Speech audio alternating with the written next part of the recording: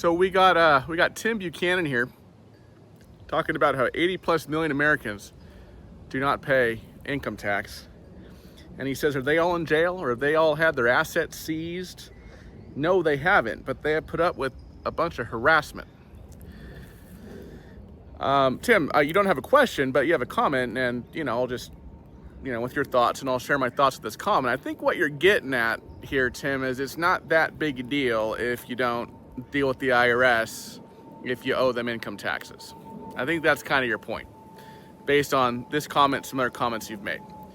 Well, let me share my thoughts here. So yeah, it's true, Tim, 80 million Americans don't pay income tax, but that doesn't mean there's 80 million Americans who owe back taxes. All that means is, sure, that may be part of that figure, but in that figure, we're also talking about, say, folks like my grandma, who the only income she gets is Social Security, so she no longer has an income tax filing obligation, right? We're talking about people who do not have a filing requirement anyway. We're also talking about people who are still in the workforce, but due to credits and things like that, they don't have any income tax liability. Okay, so that makes up a large amount of this $80 million figure.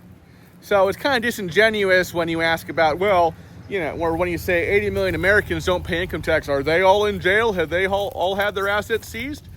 Because obviously no, right? My grandma, who's one of these 80 million Americans who doesn't pay income tax, she wouldn't go to jail, right? She wouldn't have her assets seized because she doesn't have to file taxes anymore, okay? But Tim, just because it hasn't happened to you necessarily doesn't mean that folks who don't pay their income tax always just get off scot-free without any without much penalty other than harassment, because that's simply not true. You can ask any one of our clients who has dealt with an IRS wage levy or bank levy or Social Security levy, how that's affected them. These folks dealt with real financial stress and duress because the IRS started seizing assets and taking levy action, which is a lot more invasive than mere harassment. So, Tim, forgive me if this wasn't your intention, but what it kind of sounds like is you're trying to say is that you don't have to pay the IRS because all they can do is harass you, when that's really not true. That's not true at all. They actually have pretty awesome collection abilities available to them to seize your assets, to garnish your wages, to file a notice of federal tax lien against you. So, Tim, those are my thoughts on your comment there.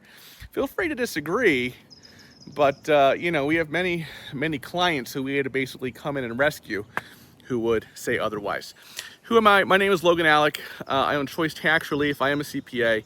We help folks who owe the IRS or their state at least $10,000 in back taxes, or who have multiple years of unfiled tax returns. If that sounds like you qualify for a free consultation with us. Go ahead and give us a call, 866-8000-TAX. That's 866-8000-829.